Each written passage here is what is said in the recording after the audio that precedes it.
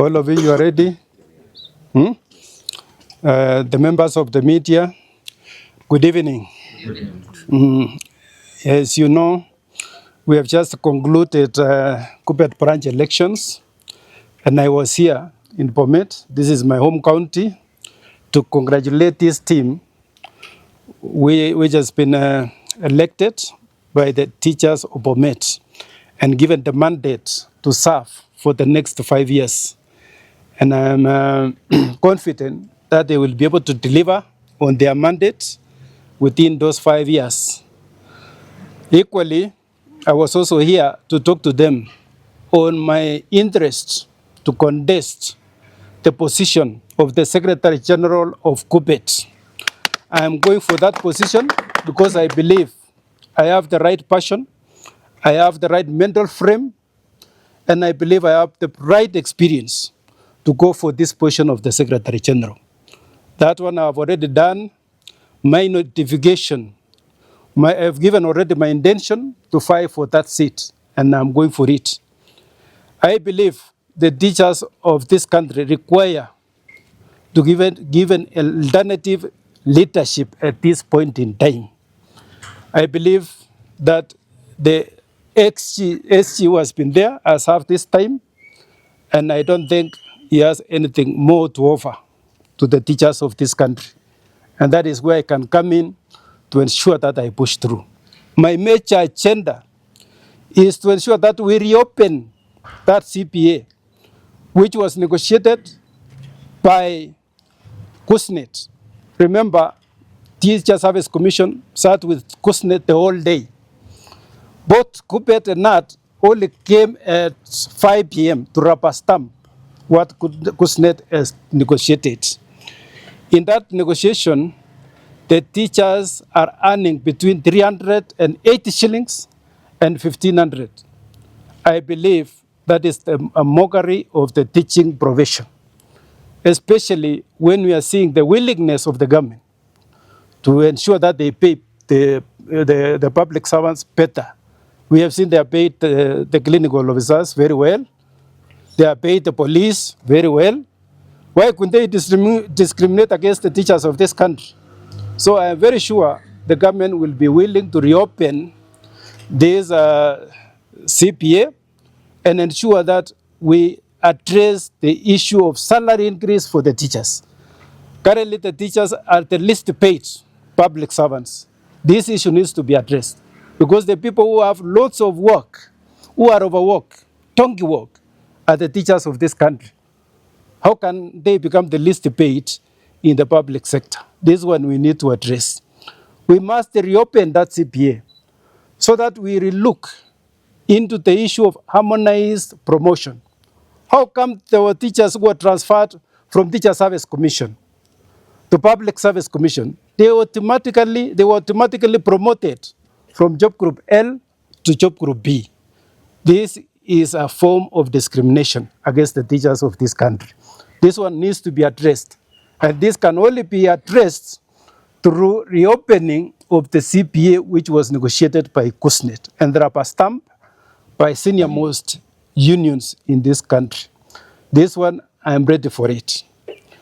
I know that the National Executive Board may assign themselves the role of approving the candidates for the national elections. That is not their role. That role is given to the National Governing Council by KUPPET Constitution on that section which is dealing with the national elections and the branch election.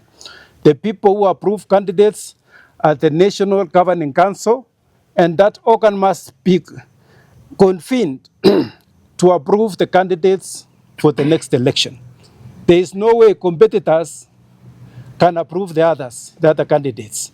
They will certainly deny the candidates the chance to contest. For the seat of the Secretary General, it is very, very clear in the Labor Relations Act that the Secretary General may come from any sector. That one is allowed. The seat of the Secretary General is a special seat. It is not like the other 13 seats. This one has a specific act of parliament. And you cannot purport to amend an act of parliament through union rules. So I'm very sure that I will be cleared to contest the seat of the Secretary General of this country to ensure that the teachers of this country are served. And that one I am really committed to deliver.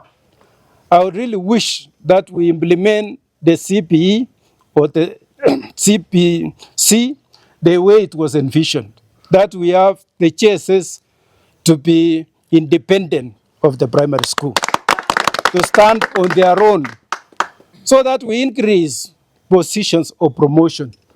So that we have a principal in JSS. We have a principal in senior school. Remember, the JSS is going to be one of the largest level of education because all the students must go through JSS. The others may exit after JSS to go to the other institutions such as DVET. So those are some of the issues which I am going to address if given the chance by the teachers of this country to serve them. And I'm asking them to support me to ensure that we have the change which we deserve. I should never be branded to be associated with anyone. I am Ronald Tonui, a teacher by profession, experienced. I cannot be a project of anyone. If there are people who are projects of the Teacher Service Commission, they are the ones in the office. Those are the projects of the Teacher Service Commission. And by that virtue alone, they will never deliver to the teachers of this country. And therefore, a change is inevitable in the national office. And that's what I'm saying. The teachers of Kenya kindly support me, kindly support the teachers who are keen to bring change in the national office. The people who are keen to ensure that the terms of service of a teacher improves, not the people who simply want to occupy that space. I was dismayed yesterday to note that our umbrella union, Central Organization of Trade Union, did their elections yesterday. The Registrar of Trade Union issued a circular saying the branch elections will be held in the month of January, February, and March. The national elections of all trade unions are supposed to be held in the month of April and May.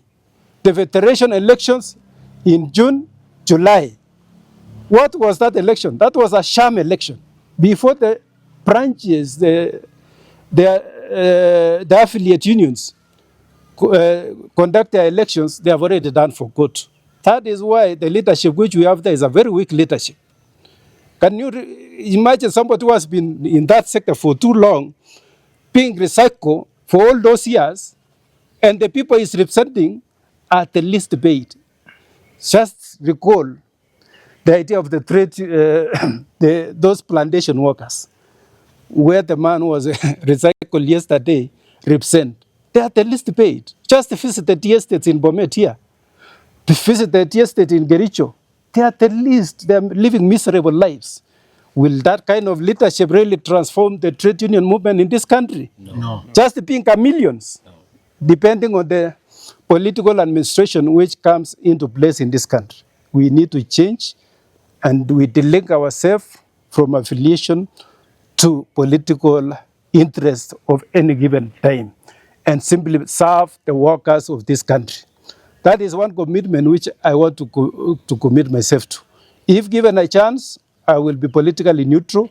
I want people to see me as Ronald Tonui, not to see me in those tribal lines, because people whom we wish to serve are professionals. And that's my request. Kindly see me as Ronald Tonui, not any other. That way we'll be able to serve the teachers of this country to improve their terms of service. Thank you. That this time around they will clear you and let you into whatever all they will be conducting the national elections. Thank you for that question. I think when we are being cleared, it's not under the mercy of anyone. This is a trade union of teachers belonging to the teachers of this country. Those who qualify will be cleared, including myself. I have already ensured that my union dues are sorted out, are paid. So I am a member of the union, and I qualify to contest. The issue of bringing hooliganism during election time should be a thing of the past, and we must reject as a trade union. Thank you. Lastly, from my end, union, as is, you've been there, done that. There are people, particular people, I do not want to name them, whose existence is synonymous with the union. And perhaps in the corridors of power, in the trade unions, they say they have exceeded the years that were supposed to be served. What's your view on that? Yes. Surely, in every sector, there is the age limit guiding. In the public sector, it is 60 years. So I'm aware that we have tampered with the Constitution to take care of personal interests. It is okay for people like the ones in plantation workers to continue even to be 100 years. Because in plantation workers, you are allowed to work until you are no longer able to pluck tea. But in the world of teaching, retirement age is 60 years. And that retirement age must be respected and be adhered to. So I believe that it needs to be addressed. And this union, KUPPET, is even having people who don't even have a registration certificate of a teacher, teacher's registration certificate. We have imposter teachers at the national office. When you have imposter teachers, do you think those are the people who can push through your interests? Those are some of the issues which the teachers of this country need to address in this election to sort out those fraudsters, to ensure that those who are elected are those who have a degree or a certificate in the teaching field, those who are duly qualified. But I leave that to them to interrogate and to know who is an imposter, who are those ones. So I leave that. But that is what we are having. That is why we have never had the best for these teachers. If we can have people who can stand firmly and push through the agenda of the teachers, I'm very sure the government will be able to listen and take care of the interest of the teachers. If the government can decide to increase the salary of a policeman by 38,000, and that is a section which does not have a trade union, don't you think that the government can also consider to increase the salary of a teacher by a minimum of 38,000? Why? Does the government really dislike teachers by whatever means? So I believe that needs to be taken care of, is simply because the people who have been leading this, especially the SG, he normally says, if you are given a rat, grab that rat and look for another. That is not the kind of thinking which we need to have in this union. We need to think big, because we are representing the intellectuals in this country. Who is more learned than a teacher? We are in the same class with the professors. We have people with PhDs. We are in the same class with the doctors of this country. We are in the same class with the people in the legal profession, with the engineers. And that's why the teachers of this country needs to be respected, to be at par with their counterparts whom they attended the same universities with. They should not be seen to be lesser professional. That is my point of view. So is it your position that the government has not refused to pay? It is the leadership that has refused, that has failed to engage the government properly? Exactly. The biggest problem which we have in the trade union, especially in the education sector, is that whatever the government offers, the first offer, they grab it, they accept it. Remember, the government gives you the first offer. If you accept it, well and good. If you reject it, they will bring another offer. That is the biggest problem which we have. People who are accepting the bare minimum when they can still negotiate for something better. Give me a chance to be the Secretary General of KUPPET, and I will ensure that we push through a better deal for the teachers of this country. We must serve the teachers of this country. Thank you. One thing constituency in the middle.